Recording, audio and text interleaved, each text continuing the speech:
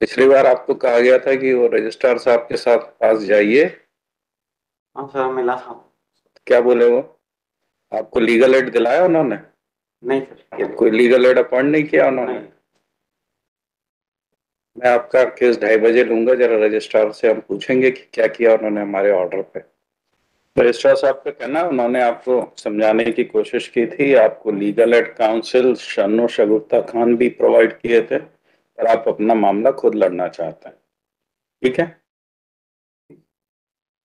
नहीं नहीं, हाँ बताइए। उन्होंने ये लिख के रिपोर्ट दिया हमको कि बरहमपुर के मामले इस बेंच में रजिस्टर लिस्ट नहीं हो सकते। आपका कहना है कि आप यहीं पे बहस करना चाहते हैं, तो कीजिए आप बहस। जैसे सुसेन जी ने लक्ष्मण जी का इलाज कर दिया था, उपचार कर दिया था, वैसे उनके पास भी तो शक्तियां काफी है। वो भी आपको सुन करके इलाज कर सकते हैं और अच्छे व्यक्ति है, ऐसा मुझे उन्होंने थोड़ी जानकारी दी। अच्छे या बुरे का नहीं होता। नहीं। Yes. Kindly see last order, Lordship. What happened? पिछली बार आपको कहा गया था कि वो रजिस्ट्रार साहब के साथ पास जाइए। हाँ सर, मिला था। क्या बोले वो? आपको लीगल एड दिलाया उन्होंने? नहीं सर। क्यों? एक राय के लिए कोई लेडी थी, उन्होंने थोड़ा सा मिलाया था उनसे, बस थोड़ा कुछ समय के लिए। कोई लीगल एड अपॉइंट नहीं किया उन्होंने? नहीं। मैं आपका केस 2:30 बजे लूंगा। जरा रजिस्ट्रार से हम पूछेंगे कि क्या किया उन्होंने हमारे ऑर्डर पे। है ना? इसमें तो हमने कहा था उसमें कि आपको लीगल एड दिलाया जाए। रिपोर्ट दी क्या रजिस्ट्रार ने कोई? Sir, office report है. है? दिखाइए।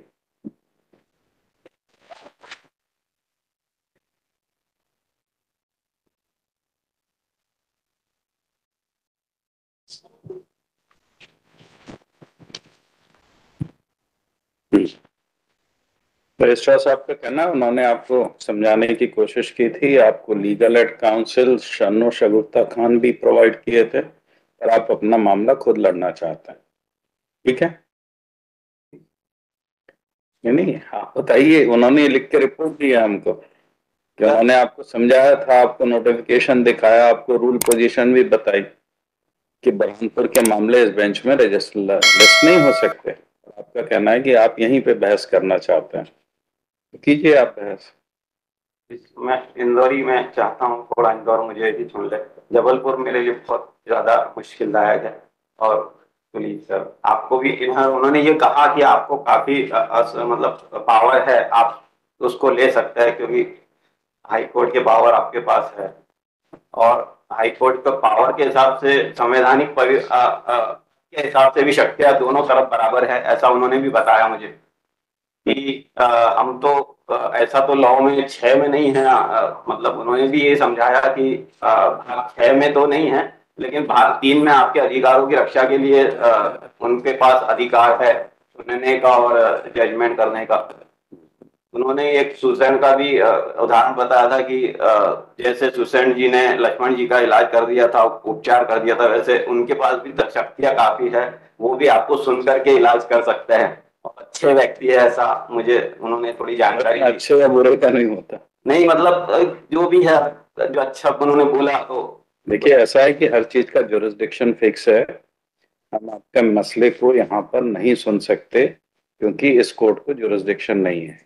सर, मैंने जुरिडिक्शन के लिए भी कुछ लिख करके भेजा है, वो भी थोड़ा सा देख लीजिए सर प्लीज, एक हम्बल रिक्वेस्ट है सर। लिखित मैंने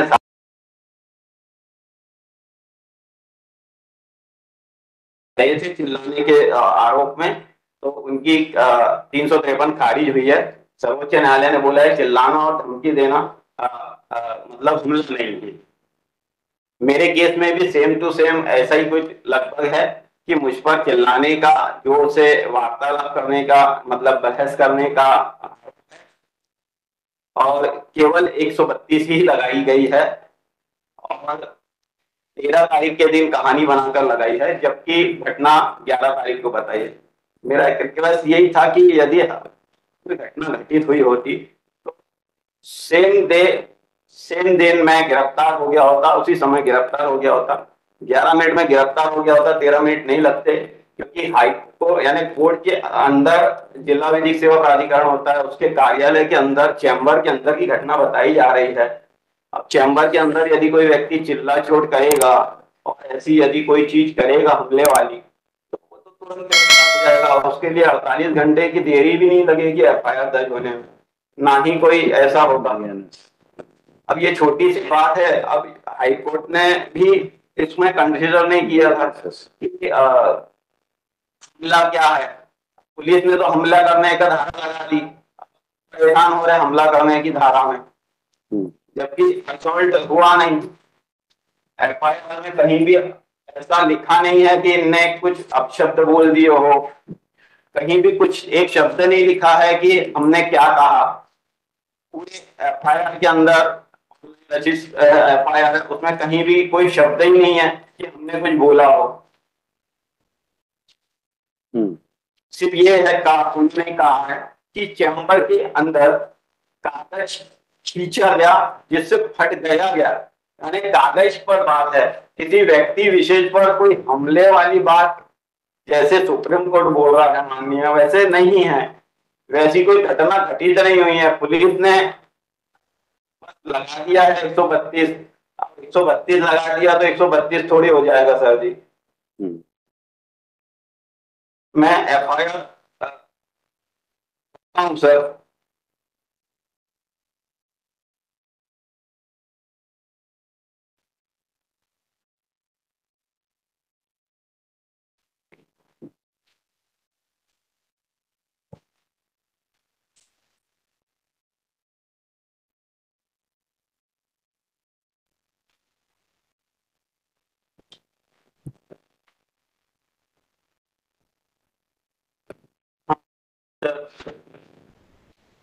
ऑनलाइन एफआईआर नंबर 315/2024 लालबाग थाना ब्राह्मणपुर दिनांक 13/9/2024 निम्नलिखित है। मैं थाना लालबाग पर सौनी के पद पर पदस्थ हूँ। अब 13 तारीख के दिन सौनी का नाम भी वो नहीं बता पा रहे कि सौनी, ठीक है कोई बात नहीं, पुलिस वाला है कि गैर पुलिस वाला है, महिला है कि पुरुष है, कुछ नहीं पता। आज दिनांक 13/9 को थाने से जिला विधिक थाने से सर यहाँ लिखा है थाने से कोई शिकायत प्राप्त हुई है, या तो जिला विधिक सहायता केंद्र मोहम्मदपुर ब्रह्मपुर से एक शिकायत आवेदन प्राप्त हुए। अभी थानेदार भी लिखते वक्त ये नहीं बता पा रहा है कि उसको थाने से शिकायत प्राप्त हुई थी या जिला विधिक सेवा प्राधिकरण से। आप बेल पे बहस कर रहे हैं सर? बेल पे बहस कर रहे हैं, केस के मेरिट्स में नहीं है। हाँ तो सर एक नकल थी कहाँ से शुरू है, पीएन से पाए जाने से अपराध पंजीबद्ध किया गया। नकल आवेदन पर निम्नानुसार है। प्रति श्रीमान मुख्य न्यायिक दंडाधिकारी महोदय, यानी पुलिस का कहना है कि उन्होंने जो प्रति भेजी है श्रीमान मुख्य न्यायिक दंडाधिकारी महोदय को भेजी है, जबकि यदि ऐसा होता है तो सीएनआर नंबर हो जाता है। 11 तारीख को यदि मुख्य न्यायाधीश को भेजी होती तो उसका सीएनआर नंबर हो जाता है, लेकिन इसमें कोई सीएनआर नंबर नहीं है। 11 तारीख की ऐसी कोई घटना घटित नहीं हुई थी, क्योंकि 11 तारीख की घटना यदि घटित होती तो उनके अधिकारी को सचिव साहब को पता होती, जबकि सचिव साहब ने 12 तारीख को मुझे ईमेल, मतलब उन्होंने एक पत्र जारी किया है जिसका पत्र नंबर मैं आपको मैंने संलग्न किया गया है कि 12 तारीख में जब मेरा जिला विधिक सेवा प्राधिकरण से ईमेल के द्वारा जब पत्राचार चल रहा था तब उन्होंने इस प्रकार की कोई भी घटना घटित होने का कोई सूचना मुझे नहीं मिली है 12 तारीख के दिन। जो 12 तारीख के दिन एक पत्र जारी किया गया है, मैं उसका पत्र नंबर देख रहा हूँ। मध्य प्रदेश रूल्स दे रहे हैं, मध्य प्रदेश रूल्स दे रहे हैं।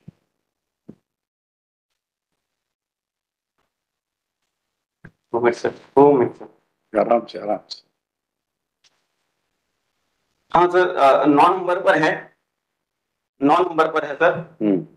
आपके द्वारा ईमेल दिनांक 12/9 के माध्यम से प्रेषित आवेदन के संबंध में मुझे ये 13 सितंबर को 11:41 पर प्राप्त हुआ है, जिसमें एक पीडीएफ फाइल है जो 12 तारीख की लिखी गई है की, और इस पर 13 तारीख के दिन एफआईआर दर्ज हुई है, पुलिस वालों ने करी। तो जब ये घंटा 11 तारीख की थी तो अपील अधिकारी जो है इंदु कुमार तिवारी जी है, जो प्रथम अपील अधिकारी है, जो पेज नंबर 10 है मेरा पिटीशन का, इनको पता होगा अपील अधिकारी के सचिव थे वो ये। तो ये सचिव महोदय को ऐसी घटना यदि हमले की मैं करता, 11 तारीख को घटना होती तो इनको 12 तारीख को ना पता चले, ऐसा हो नहीं सकता। 12 तारीख को ही हरियाणा में उन्होंने पत्र जारी किया है मुझे हरीश सोलंकी के नाम से कि आपने जो अपील करी है वो किस संबंध में करी है, हमें खुलासा कीजिए।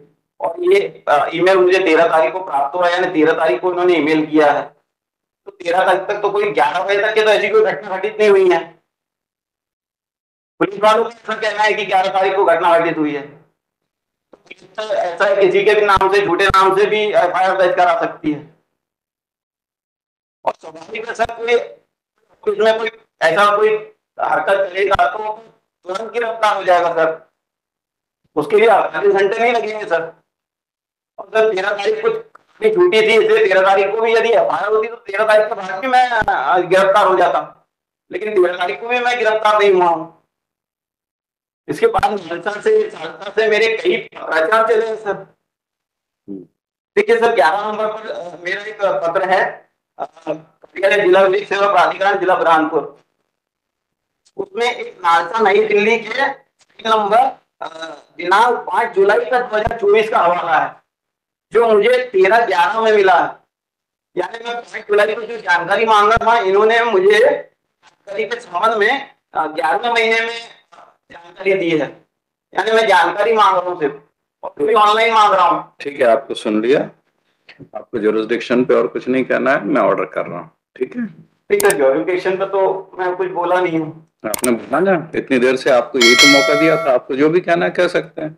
जुरिस्डिक्शन पे मैं नहीं कहा हूँ। ठीक है, मैं ऑर्डर कर रहा हूँ। हाँ, बता दो जुरिस्डिक्शन पे क्या करना है आपको।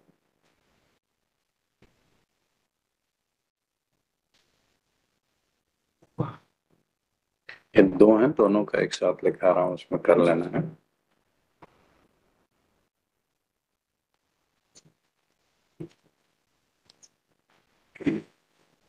सर मैंने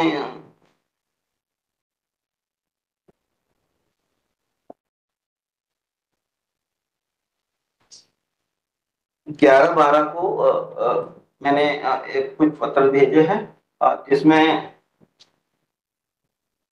पेज नंबर 7 से शुरू है कि खंडपीठ इंदौर में मेरे मामले की सुनवाई हेतु आवेदन किया था मैंने। सर हुआ ये है कि मैं एनजीटी और वगैरह वगैरह में परमिशन के संबंध में लिख रहा हूँ। और ये मध्य प्रदेश में औद्योगिक जल प्रदूषण बढ़ी है, तो मैंने जो ईमेल किया है सर जुरिडिक्शन, मैंने कमिश्नर को ईमेल किया था 7 तारीख को और 9 तारीख को, कुछ पे 13 तारीख के दिन एफआईआर हुई। इसमें एसपी की देखो सर, इतना बता दीजिए कि इस कोर्ट को जुरिस्डिक्शन कैसे है,